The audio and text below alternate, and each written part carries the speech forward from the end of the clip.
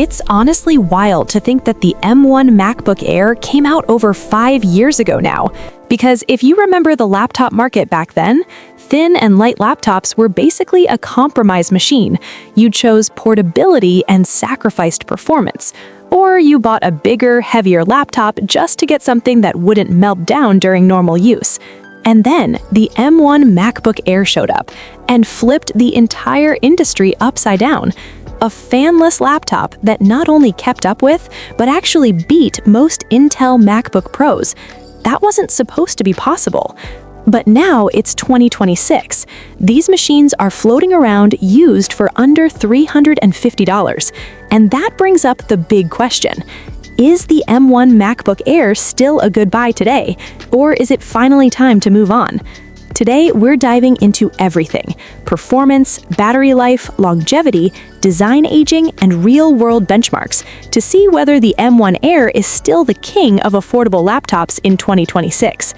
When the M1 Air launched, it didn't just improve laptops, it reset expectations for the entire industry. Before M1, the last fanless Intel laptop Apple made was that tiny 12-inch model, and while beautiful, it was slow, hot, and expensive. That's why the M1 felt impossible. No fans, incredible speed, whisper quiet, and battery life that genuinely felt like magic.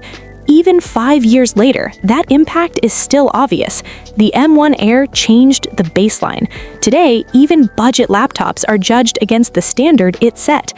And here's the surprising part. Most people who use an M1 Air today barely realize they're on a 5-year-old machine. That's how ahead of its time it was. The M1 Air's wedge shape is now officially retro Apple. The modern Airs are flat-edged, uniform thickness with slimmer bezels and the iconic notch. And yes, when you put them next to each other, you can tell which one is newer. But the M1 Air still feels solid, still looks premium, and still has that iconic tapered profile that many people actually prefer. The display is a 13.3-inch 60Hz panel compared to the newer 13.6-inch screens. The difference is noticeable, especially with the extra space the notch gives for menus, but it's not a deal breaker. Color, brightness, and sharpness are still excellent. Unless you're extremely picky, the M1 display still feels modern. Speakers are one area where the newer models have improved. They're fuller, louder, and more detailed, especially in the low-end frequencies. But here's the twist. The M1 Air still beats almost every thin Windows laptop under $1,000. The stereo separation is impressive, voices are clear, and you don't get the cheap laptop tinny sound. So yes, newer is better, but older is still shockingly good.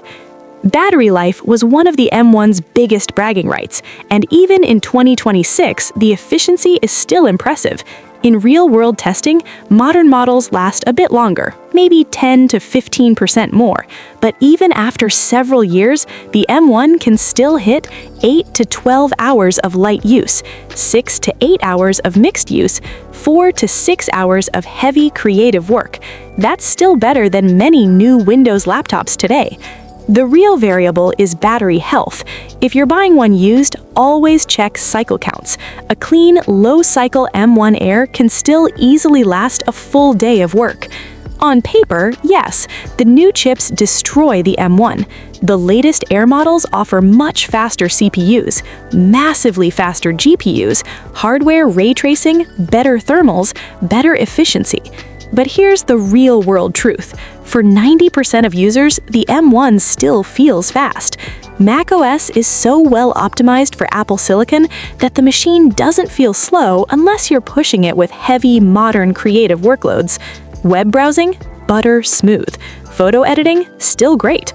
Office apps? Effortless. YouTube, Netflix, 20 tabs open? Not an issue.